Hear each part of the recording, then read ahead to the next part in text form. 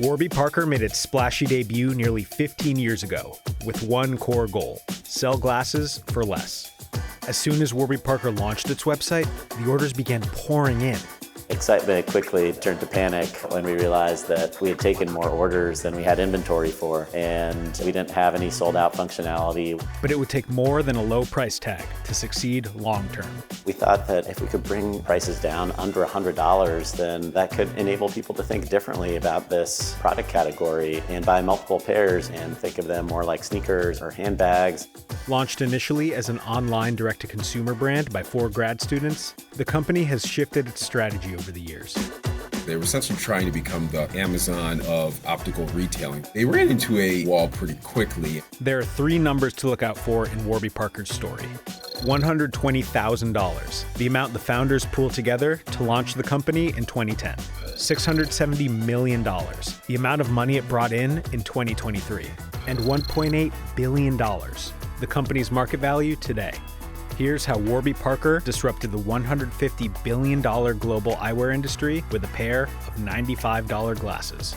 I'm Neil Blumenthal, co-founder and co-CEO of Warby Parker. I'm Dave Gilboa, co-founder and co-CEO of Warby Parker. This is Founder Effect.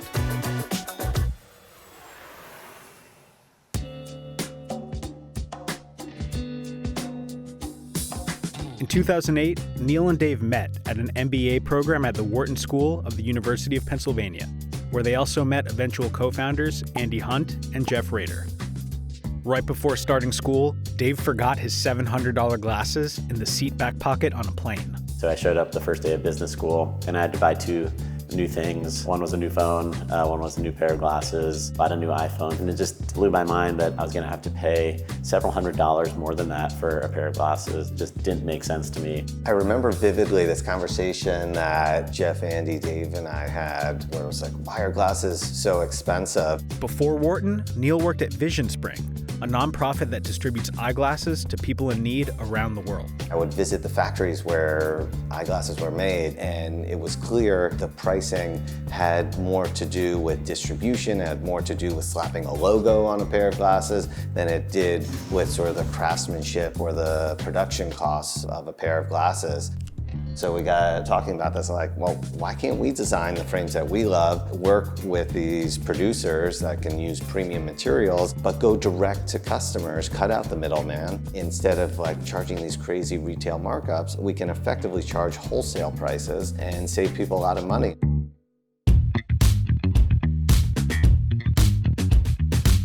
The 4 students started working on a business plan. We recognized that most people weren't used to or comfortable buying glasses online, and so what was really going to grab their attention? They thought charging just $45 for a pair of glasses would do it, until a professor heard their plan. He said, you can't do that. Number one, it's not believable. Consumers are not going to believe it at that price point. You just can't get a 90% discount and believe that you're still getting great quality. And number 2, you're underestimating your cost. The team surveyed potential customers for a new price point. They landed on $95 a pair, including prescription lenses, and this starting cost remains in place today. The biggest question mark was, would people buy glasses online?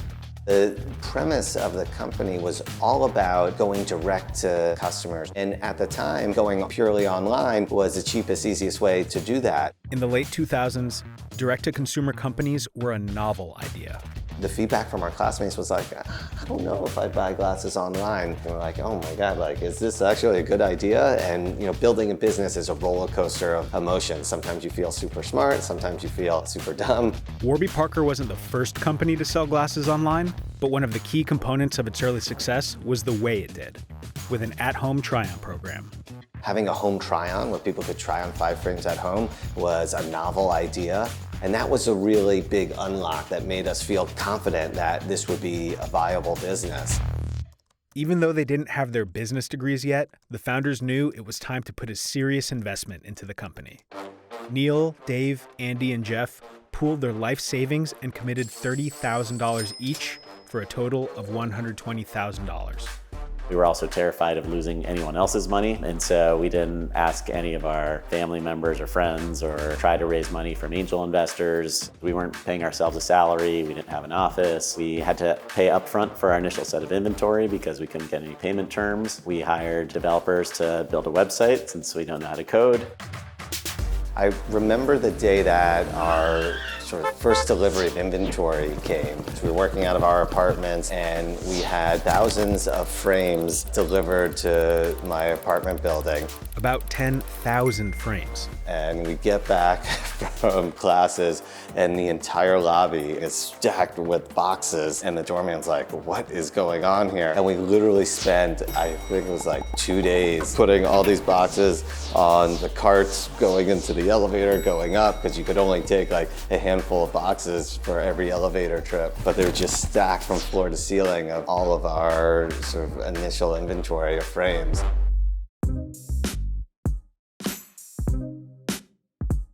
In addition to acquiring inventory and developing a website, they also hired a fashion publicist. In February 2010, they had a lucky break. Warby Parker would soon be featured in Vogue and GQ. But they had a pretty big problem.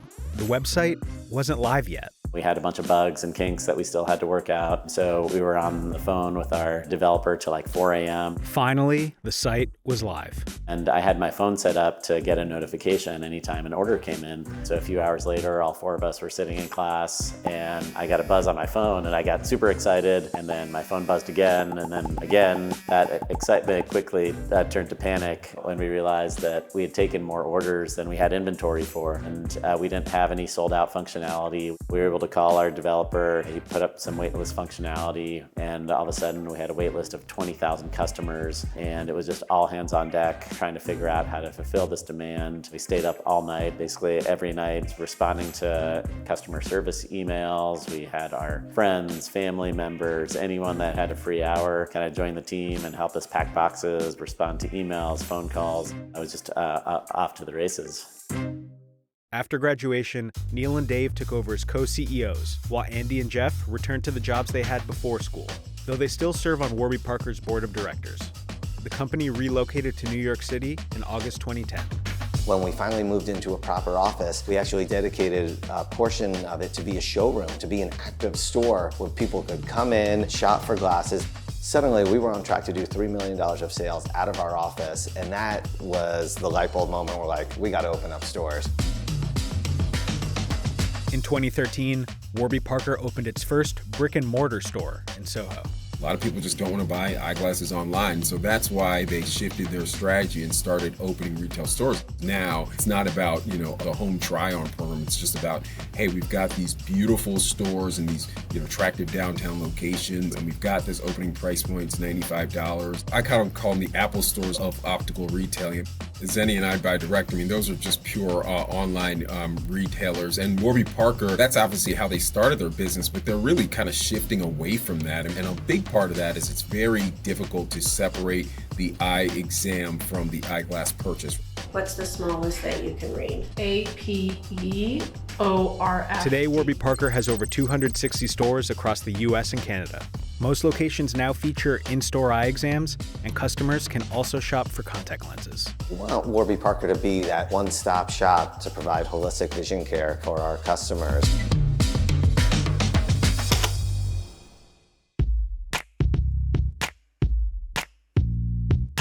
As we were building Warby Parker, we ended up taking some venture capitals. It made sense to eventually go public. Warby Parker going public on the New York Stock Exchange through a direct listing. In 2021, Warby Parker went public in a much-hyped direct listing that briefly valued the company at nearly $7 billion.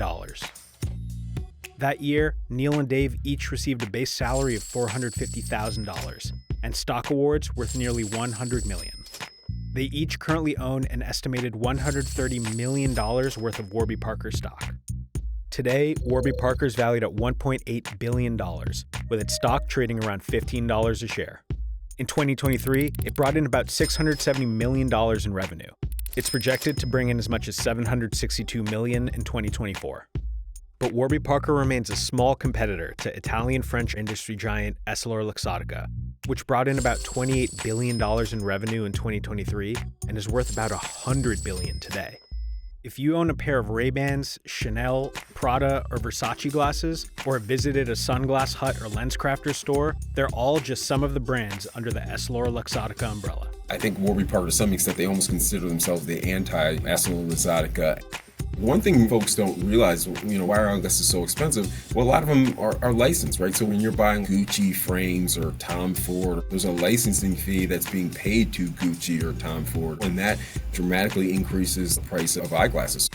While Warby Parker's revenue has grown from year to year, the company is not currently profitable. The fact that they're not currently profitable is not problematic to me, largely because the company has no debt whatsoever and generates free cash flow, so they can fund continued growth, particularly given that so much of the market is these mom and pops who just don't have the pricing power that Warby Parker is, don't have the scale that Warby Parker does, don't have the brand recognition that Warby Parker does. But the company's finances are trending in the right direction, reporting narrowing net losses each year. Plus, more people are shopping at Warby Parker every year. In 2023, it had about 2.3 million active customers, a 30% increase since 2019. According to our projections, Warby Parker will be solidly profitable from a net income perspective by next year. Brick-and-mortar will be key to its long-term success, with store revenue growing while website sales decline. In 2023, 2/3 of Warby Parker's revenue came from its stores.